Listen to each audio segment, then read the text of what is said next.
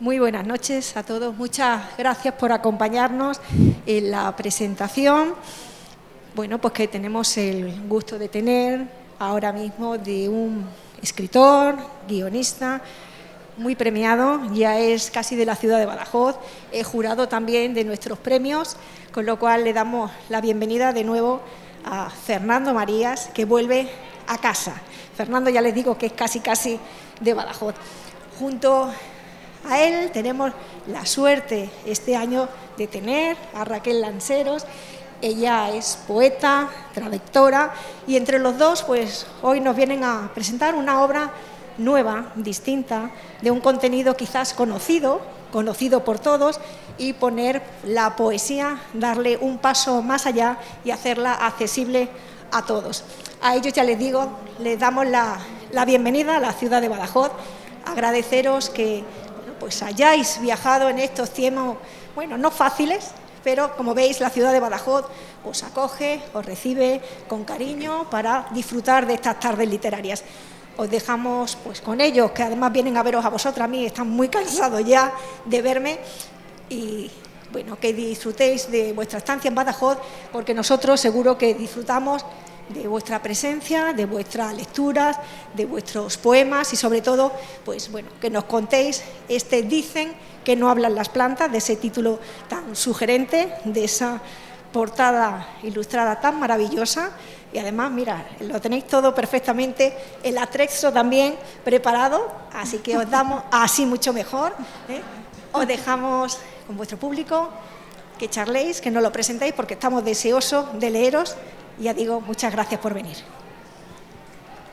Pues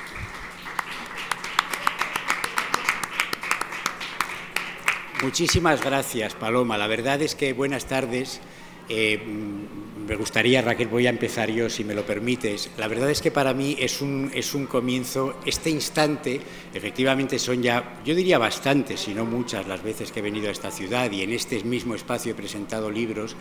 Y la verdad es que es hermoso y emocionante regresar a esta feria después de todo lo que todos hemos pasado en estos meses. Yo cuando esta mañana entrábamos en la feria, en la plaza, y veía las casetas, veía la luz del sol, veía a la gente buscando libros, nos ha dado como un subidón de alegría de encontrarnos, decir, bueno, parece que es como regresar al paraíso, ¿no? Estoy realmente contento en este momento. Y además también de que Raquel Lanceros conozca la ciudad de Badajoz y conozca esta feria, pues un poco de mi mano, y a través de este libro que a lo largo de los largos meses de la pandemia hemos ido elaborando ella y yo. Yo creo que vamos a ir conversando, os vamos a contar un poco lo que es. Como veis, es un libro peculiar, además es un libro ilustrado, es un libro de poesía. Yo voy a contar lo básico, vamos a contarlo cronológicamente. Hace ya, yo diría que antes de que comenzaran los primeros indicios del confinamiento que nos vendría, tuvimos una idea de desarrollar un libro que reuniera una serie de poemas con un sentido y con una idea principal. Reunir 52 poemas alrededor de alguna idea que cuando todo esto empezó todavía no estaba clara, y con la idea de que sirvieran para ser leído cada semana del año. Los lunes de cada semana leer uno de los 52 poemas. Por supuesto, había que encontrar no una editorial, porque la editorial Anaya enseguida apostó por el libro, pero sí había que encontrar pues una ilustradora que hiciera la maravilla que ha hecho Raquel Lagartos con este libro. Había que encontrar los 52 poemas y, claro, previamente a todo eso había que encontrar el tema alrededor del cual lo íbamos a aglutinar. Entonces, cuando estábamos confinados cada uno en su casa, en su ciudad, tuvimos la noticia de que el libro se ponía en marcha, y fue para nosotros una especie de vela de salvación en medio del océano del encierro, encontrarnos con el trabajo a realizar de buscar un montón de poemas que quisimos que fueran alrededor de la naturaleza, porque nos pareció que cuando esta situación terminara todos desearíamos salir, ver la luz, estar en contacto con la gente, recuperar el abrazo, y pensamos que el amor a la naturaleza iba a cobrar nueva fuerza cuando la pandemia en la que aún estamos terminara. Por eso como pequeña broma de atrezo que decía Paloma antes, pues ponemos esta manzana delante del libro porque nos parece que algo tan sencillo y tan hermoso como una manzana, que además, bueno, pega más o menos con la cubierta, nos parece que representa muy bien esa sencillez maravillosa de la naturaleza. Ustedes saben que respecto a una naranja, el gran escritor norteamericano Truman Capote decía que ningún escritor puede describir una naranja mejor de lo que lo describe la propia naturaleza. Y yo creo que en cierto sentido probablemente esa frase se puede aplicar también a las manzanas. Así que bueno, a partir de la idea de la naturaleza, a mí me gustaría que Raquel nos contara ahora cómo se fue haciendo toda esta búsqueda de poemas. ¿Cómo definirías tú cómo fue el proceso? Buscar los poemas, con qué criterios, qué poetas debían estar, quiénes no. Cuéntanoslo. Pues buenas tardes a todos, es un placer estar en la ciudad de Badajoz, de la que todo el mundo me había hablado maravillas y por lo que he visto hasta ahora se habían quedado cortos. Como les decía Fernando, nuestra intención era hacer una especie de gran homenaje a la poesía en español a través de un hilo conductor que en este caso son las 52 semanas del año, acompañando a la Tierra en ese viaje cíclico y anual que hace alrededor del Sol, con los cambios que suponen en la luz, en la temperatura, en el paisaje y en el estado de ánimo de todos los seres vivos que pueblan el planeta. Una vez que ya se nos ocurrió acotar el homenaje, digamos, a la naturaleza, a todos los seres vivos, alrededor de la poesía, vino ese segundo paso que, como dice Fernando, fue un poco complejo, que fue acercarnos al gran mapa de la poesía en español para seleccionar 52 poemas. Como todos ustedes pueden imaginar, no fue una labor fácil en el sentido de que tuvimos que escoger entre muchos poemas. Y eso que salíamos de alguna forma con pie ya un poco guiado, en primer lugar por la temática y en segundo lugar porque desde Anaya un poco las instrucciones que teníamos para la elaboración de este álbum ilustrado que quiere ser una puerta de entrada o de tránsito hacia la poesía en español, es que los poetas tenían que estar libres de derechos. Eso traducido al idioma coloquial quiere decir que tenían que haber fallecido antes de 1940, que son los 80 años previos a 2020, el año a través del cual fuimos gestando este libro. Eso de un plumazo descarta ya muchos poetas que han fallecido después. Durante unos cuantos meses Fernando y yo nos convertimos casi en necrólogos, que nos sabíamos de memoria las fechas de fallecimiento de las poetas y de los poetas. No, este no vale porque murió en 1952, qué lástima. Entonces, en ese acervo de los poetas del primer tercio del siglo XX y de todo el siglo XIX, de todo el siglo XVIII, de todo el siglo XVII, fuimos buscando, también tratando de que el poema fuese un diálogo constante. Es decir, que si alguna persona se acerca con la intención de utilizarlo como un diario o más bien un semanario y leer un poema cada semana del año, perfecto. Pero si alguien se lo quiere leer de un tirón, porque aquí el lector y la lectora son soberanos, pues que encontrase una especie de diálogo entre los poemas, que hubiese una especie de hilo narrativo que nos lleva del uno al otro, de manera que haya un argumento, por decirlo así. Entonces, ¿recuerdas, Fernando? Íbamos seleccionando los poemas de manera que hablaban con el anterior, que el anterior poema de alguna forma nos depositaba en un lugar en el que el siguiente, del que el siguiente partía para continuar un diálogo a través del tiempo. Algo que tenemos que señalar es que no queríamos que fuese un manual de poesía al uso o una antología, que hay muchas, sino que todos los poetas incluidos estuviesen, digamos, situados en el mismo rango. Por eso ustedes no van a ver ningún tipo de orden cronológico. Nos pasamos del siglo XV, de un anónimo, al siglo XX, después nos vamos a cualquier país del mundo. Esto es importante que lo mencione, porque también partíamos de una base que de alguna forma alumbra nuestra propia obra y nuestras propias creencias, que es el español como un gran territorio común en el que no existen esas fronteras nacionales que separan España de Cuba, de Bolivia, de Argentina, de México, sino que se viese una especie de territorio común, una inmensa patria de todas las personas que tienen la lengua española como lengua materna.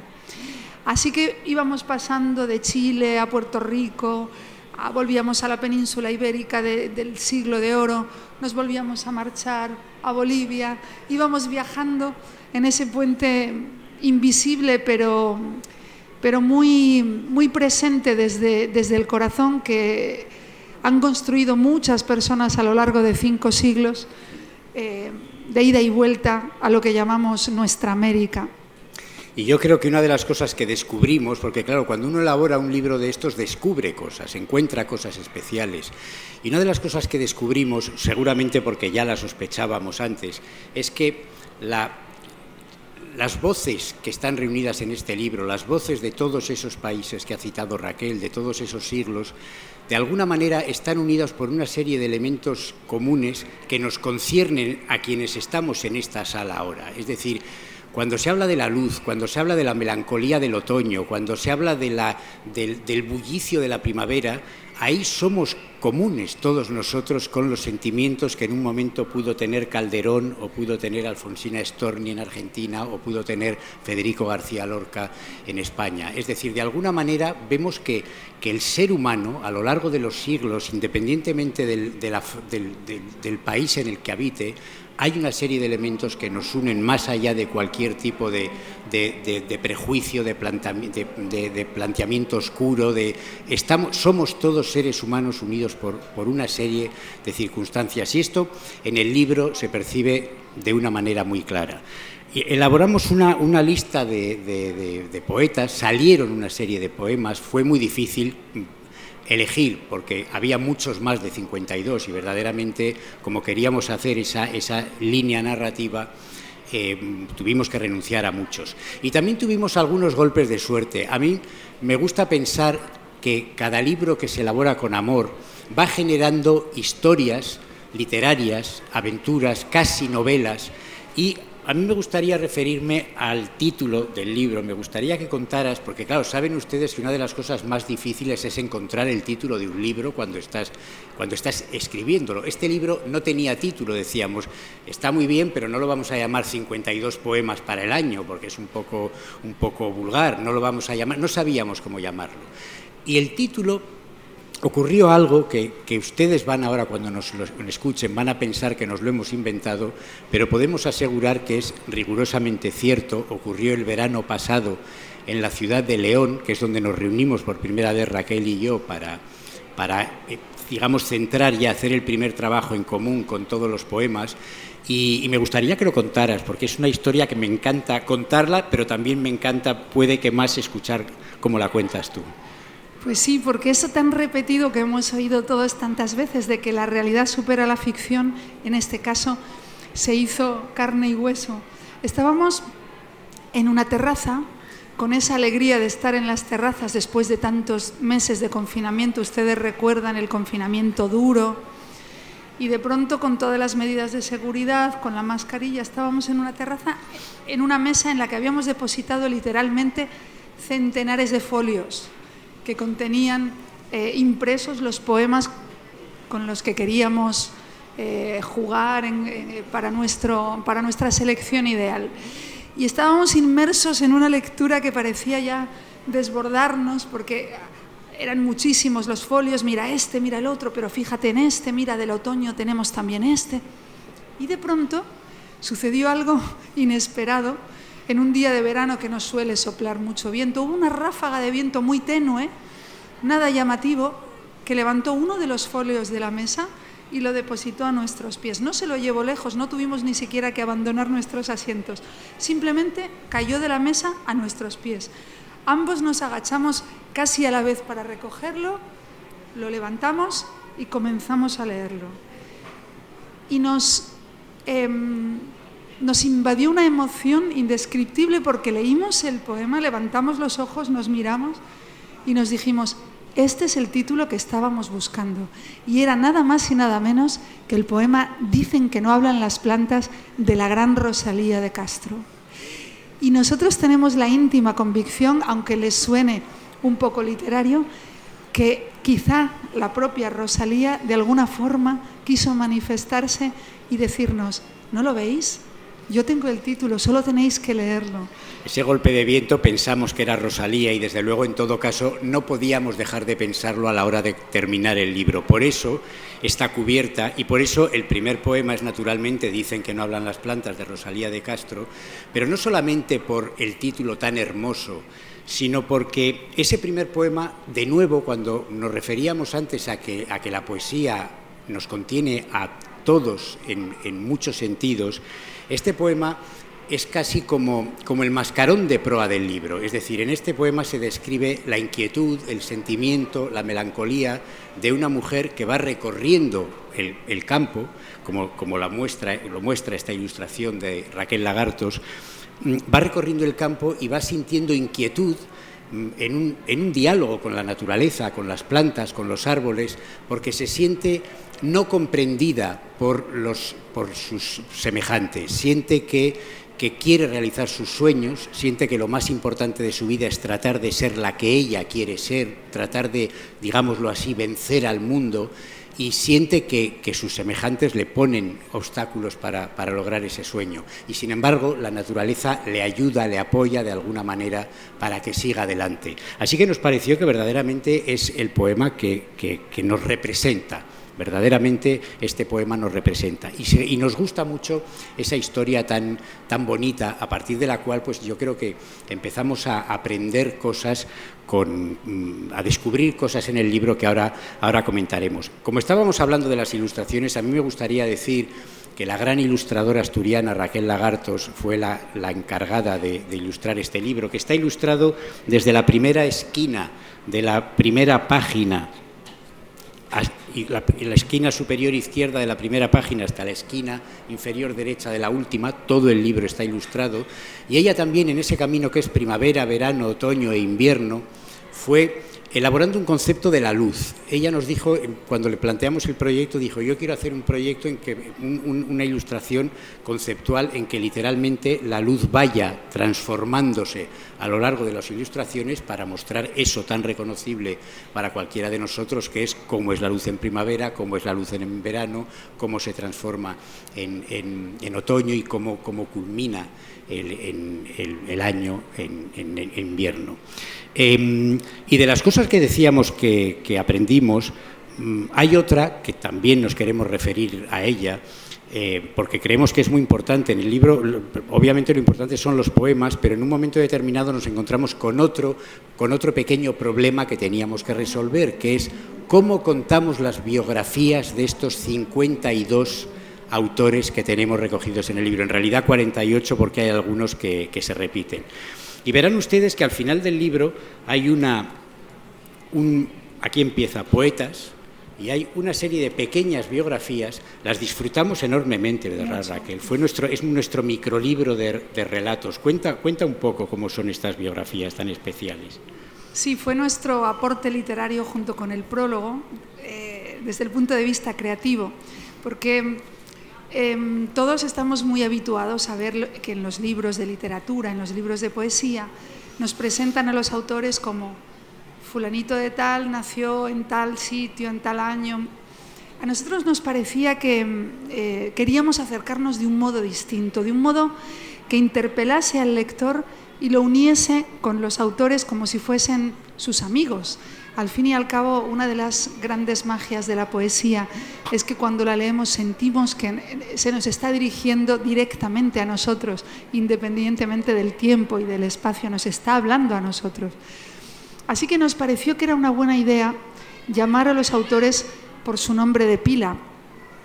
Y confeccionamos unas biografías breves de 5, 6, 7 líneas, en las cuales tratábamos de sintetizar algunos episodios biográficos azarosos, no tan conocidos, digamos, en los manuales al uso, que pudieran acercarnos al aspecto humano de cada autor, que pudieran revelarnos lo que esa persona, lo que ese hombre, lo que esa mujer tenía, que lo hacía igual a nosotros mismos y por extensión a todas las criaturas de la naturaleza. Y ahí descubrimos, también aprendimos cosas curiosas. Por ejemplo, cuando uno piensa en los poetas del pasado, parece que son personas que hicieron su vida, que tuvieron cierta fortuna, que tuvieron cierto bienestar. Es curioso cómo en los poetas aquí reunidos la cantidad de personas desdichadas en lo material que hay, la cantidad de personas pobres, la cantidad de personas que no triunfaron jamás en lo profesional ni lograron nunca tener un sueldo decente, digámoslo así, y luego la desdicha emocional de muchos que se suicidaron, de muchos que sufrieron desdichas de todo tipo. Yo creo que para ilustrarlo vamos a leer alguna de ellas, porque verdaderamente este microlibro de microrelatos que son las biografías, yo creo que demuestra, yo creo que de alguna forma lo demuestra, que cada persona puede tener una novela dentro, porque a veces lees la biografía de alguien. Fíjese, por ejemplo, el poeta colombiano José Asunción Silva,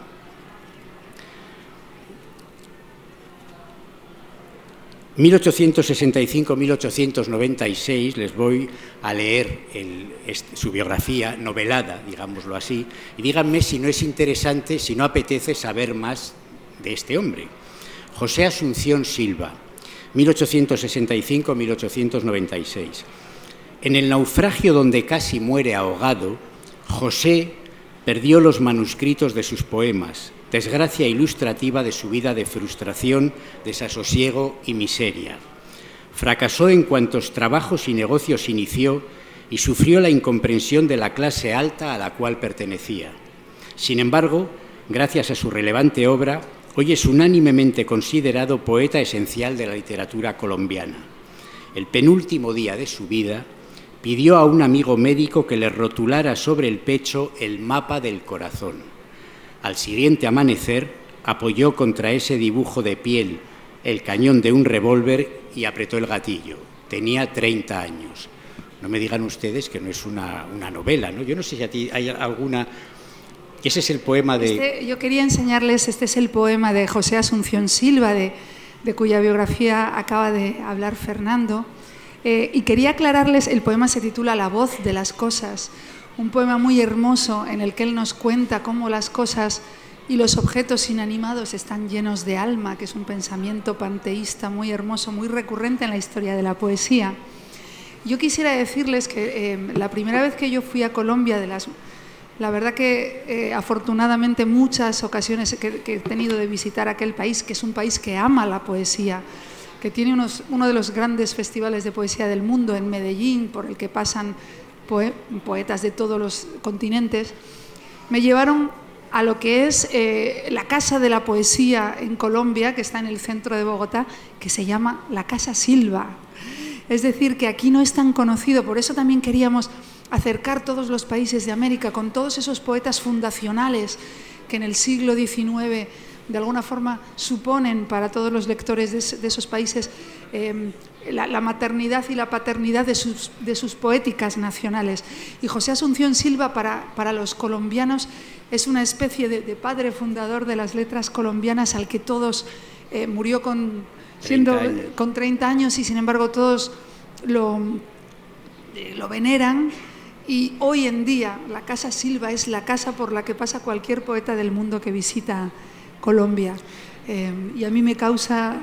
Es curioso eso, ¿verdad? Como muchos de los nombres que aquí se reúnen vivieron en la tragedia, pero luego han representado de alguna forma la poesía de su país. Por ejemplo, Adela Zamudio, boliviana, 1854-1928, hija de un tiempo y de un país, Bolivia, que no permitía a las mujeres estudiar más allá de la primaria, Adela siguió instruyéndose con la lectura y llegó a ser pionera del feminismo y referente de las mujeres libres y rebeldes de su tierra. En su epitafio, que escribió ella misma, puede leerse: «Vuelo a morar en ignorada estrella, libre ya del suplicio de la vida. Allá os espero. Hasta seguir mi huella, lloradme ausente, pero no perdida». Fue silenciada y marginada por los sectores conservadores de la sociedad donde le tocó vivir, pero actualmente el Día de la Mujer se celebra en Bolivia el 11 de octubre, fecha de su nacimiento. Es también una historia hermosa. Yo, como la verdad es que si nos ponemos por nuestro gusto, leeríamos el libro entero, todos los poemas y todas las biografías, pero eso no tenemos el tiempo para ello. Pero a mí me gustaría también que habláramos un poco de este recuadrito blanco que está en la última página, que contaras un poco lo que es, porque el libro en la contracubierta dice contiene la semilla de un verso, esa semilla está aquí y me gustaría que nos explicaras un poco qué es lo que hemos querido poner ahí. Sí, pensábamos en un colofón que de alguna forma dejara en las manos físicamente de los lectores y de las lectoras algo que hiciera que el recuerdo de este libro de poesía fuese perdurable. Y al editor de Anaya, a quienes tenemos que agradecer el entusiasmo que han mostrado por un género como la poesía que no siempre ha disfrutado, digamos, de ese protagonismo en las casas editoriales y que a mí me produce mucha alegría que ahora estén apostando por ella, se le ocurrió que, puesto que estábamos haciendo una declaración de amor a la poesía y a la naturaleza, podíamos ofrecer a las personas que se acercasen al libro lo que Fernando ha denominado, y en la contraportada consta, como la semilla de un verso. En este sobre que ustedes ven hay una semilla real, que no han querido aclararnos para dotar de un misterio adicional de qué planta se trata, ni siquiera de si todos los ejemplares del libro que se han distribuido por España contienen la semilla de la misma planta. Entonces estamos esperando con muchísima expectación que las distintas personas nos contacten o contacten a Anaya o nos manden fotografías de lo que quizás sea un narciso, un geranio, quizás sea una siempreviva. No sabemos. Lo que sí sabemos es que es una semilla de una planta, porque queremos que haya algo vivo que nazca de este libro y por analogía del corazón de los lectores. Aquí al final tenemos las instrucciones para plantar la semilla, deseándole mucha suerte y que con un poco de luz, de agua y de cariño pueda crecer mucho en muchos hogares. Que es una semilla que obviamente es una metáfora también, es decir, la idea de este libro, que pueden leer adultos igual que niños, pero la idea es que atraer a los jóvenes hacia la lectura de poemas de esta manera. El libro puede leerse en un par de días, pero también jugar a leerse un poema cada semana. Imagínense comenzar cada lunes diciendo, bueno, voy a ver qué poema corresponde esta semana, a ver qué me dice este poema, a ver qué me dice su autor. Y es importante, con lo que estás diciendo ahora, Fernando, recordar, hay muy pocas cosas al azar en este libro. La verdad es que hemos estado dándole minuciosas vueltas a casi cada decisión. Y la decisión de colocar cada poema en una semana correspondiente no es en absoluto, digamos, fruto del azar ni discrecional, sino que íbamos pensando. El romance del prisionero, que a los dos nos entusiasma, lógicamente lo colocamos en la semana de mayo, cuando hace la calor, cuando los trigos se encañan y están los campos en flor. Un poema que a mí me entusiasma, Jaculatoria a la nieve, del poeta mexicano Amado Nervo, que en México es una insignia nacional. Lo situamos en la semana de enero, después de informarnos cuál era la que, por, digamos, estadística meteorológica, tenía la mayor probabilidad de tener nieve. Entonces fuimos colocando, digamos, agosto, los más calurosos, los de la cigarra, los de esas horas pesadas del verano los colocamos en julio, los del primer otoño los colocamos a finales de septiembre.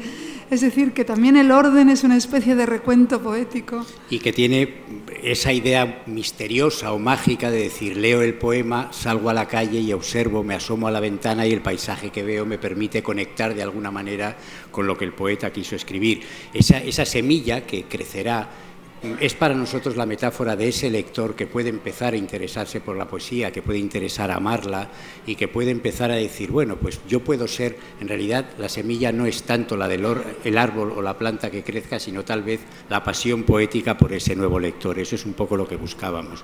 Esto es lo que es el libro, esto es el resumen. Lo verdaderamente hermoso es leerlo, puesto que hay hermosísimos poemas y hay enormes autores que podemos descubrir así. Yo creo que tal vez, independientemente de si alguno de ustedes quiere hacer luego algún comentario, podíamos leer el primer... Bueno, eso por ejemplo sí, explica lo que es y léelo, sí. Es que para terminar de dar detalles sobre los, digamos, los destellos que hemos querido que se han vertido sobre este libro, como les decía, teníamos que elegir entre poetas libres de derechos, pero la ley de propiedad intelectual permite citar un verso o dos sin que eso esté sujeto a ningún derecho. Y lo que hicimos fue hacer una especie de pórtico, de prefacio anterior al prólogo, en el cual 4 poetas que no podían ser incluidos. Uno de ellos es del siglo XVI, es Nezahualcóyotl, que escribió en lengua náhuatl y que en México es considerado el príncipe azteca de los poetas, un rey, un príncipe que era poeta y que lógicamente, cronológicamente él sí estaba libre de derechos, pero sus traducciones al español no. Y buscamos entre los traductores, y todos los grandes traductores del náhuatl han hecho la cantidad más importante de su obra en el siglo XX. Así que, de todas formas, quisimos introducirlo como una especie de signo de nuestro amor, de nuestra amistad por esos países hermanos que sentimos tan cercanos y que conforman el mapa del español. Y empezamos por el príncipe azteca, seguimos por Gabriela Mistral, que es la única mujer hasta la fecha. Espero que alguna de las presentes o de las ausentes logre romper ese hechizo, pero es la única mujer hasta la fecha, como digo, que ha recibido el Premio Nobel de Literatura en español, de literatura en lengua española. Ella viene de Chile, como todos sabemos, fue maestra y mentora mentora metafórica y también real de Pablo Neruda. Después incluimos a uno de los grandes poetas españoles, que es Miguel Hernández, que murió de hambre, de miseria en la cárcel de Alicante, como todos ustedes saben, en marzo de 1942, así que por 1 año y medio no lo habíamos podido incluir y teníamos, digamos, esa especie de deuda hacia Miguel. Y después Dulce María Loynaz, una de las grandes poetas cubanas del siglo XX, y seleccionamos 2 versos de cada uno que contenían directamente la palabra primavera, verano, otoño, invierno, como un mapa de coordenadas al estilo de las migas de Pulgarcito, para que el lector y la lectora avezados supieran en qué territorio se adentraban. Es una especie de índice encriptado. En vez de decir primavera, verano, otoño, invierno, pues hicimos las 4 citas que son: en el interior de la casa de la primavera alegras a las gentes, verano, verano rey del abrazo incandescente, y así esperando tu regreso otro otoño triste ha llegado sin ti. Y luego esta de Dulce María Loynaz, que yo no conocía cuando la encontraste, y que verdaderamente son exactamente 9 palabras, 10 palabras, que son un universo. Esto es lo grande de la poesía, ¿verdad? Dice: es tarde para la rosa, es pronto para el invierno. Verdaderamente es una belleza. A mí me gustaría leer el poema que cierra el libro porque me conmueve muchísimo y además creo que demuestra un poco esa narración que hemos querido incluir en el libro. Fíjense ustedes, esta es la última ilustración en la que se ve un aula con chicos que están, pues bueno, como hemos estado todos. Yo me imagino que si esto fuera un libro de matemáticas y miro a cuando yo tenía 12 años, pues ese era yo sufriendo y diciendo: esto no me lo voy a aprender jamás, yo no entiendo nada de los logaritmos neperianos. Pero también puedo pensar que son chavales que están leyendo poesía. Y es un poema que a mí me gusta mucho leerlo, es un poema de Antonio Machado que se llama Recuerdo infantil, porque me parece que siempre que lo leo, siempre que me poso mis ojos sobre él, me encuentro con un chispazo de melancolía, tal vez porque me recuerda aquel tiempo del colegio en mi Bilbao natal, donde yo veía a través de la ventana la lluvia o el clima inhóspito y deseaba irme a mi casa y no quería estar estudiando matemáticas. Y yo creo que ese sentimiento tan universal de esa melancolía por la lluvia al otro lado del cristal está aquí contado de una manera tan hermosa que me van a permitir que lo lea. Recuerdo infantil. Una tarde parda y fría de invierno. Los colegiales estudian. Monotonía de lluvia tras los cristales. Es la clase. En un carnet se representa a Caín fugitivo y muerto Abel junto a una mancha carmín. Con timbre sonoro y hueco truena el maestro, un anciano mal vestido, enjuto y seco, que lleva un libro en la mano. Y todo un coro infantil va cantando la lección. 1000 veces 100, 100.000. 1000 veces 1000, 1.000.000. Una tarde parda y fría de invierno. Los colegiales estudian. Monotonía de lluvia en los cristales. A mí es un poema que me recuerda tanto a mi propia infancia que me encanta. Yo no sé si tú quieres leer alguno, tal vez el de Rosalía podría ser el adecuado, porque así hacemos un giro al revés. Empezamos por el final, pero terminamos por ese hermoso canto de vida y alegría y afirmación del ser humano, que es Dicen que no hablan las plantas, el poema de Rosalía. Tú has acabado con el invierno, yo comienzo con la primavera, que es en la estación en la que nos encontramos, aunque ya sea en la recta final. Y la gran Rosalía dijo esto. Dicen que no hablan las plantas, ni las fuentes, ni los pájaros, ni el onda con sus rumores, ni con su brillo los astros. Lo dicen, pero no es cierto. Pues siempre cuando yo paso, de mí murmuran y exclaman, ahí va la loca, soñando con la eterna primavera de la vida y de los campos. Y ya bien pronto tendrá los cabellos canos y ve temblando, aterida, que cubre la escarcha el prado. Hay canas en mi cabeza, hay en los prados escarcha. Mas yo prosigo soñando, pobre, incurable sonámbula, con la eterna primavera de la vida que se apaga y la perenne frescura de los campos y las almas, aunque los unos se agostan y aunque las otras se abrasan. Astros y fuentes y flores, no murmuréis de mis sueños. Sin ellos, ¿cómo admiraros y cómo vivir sin ellos?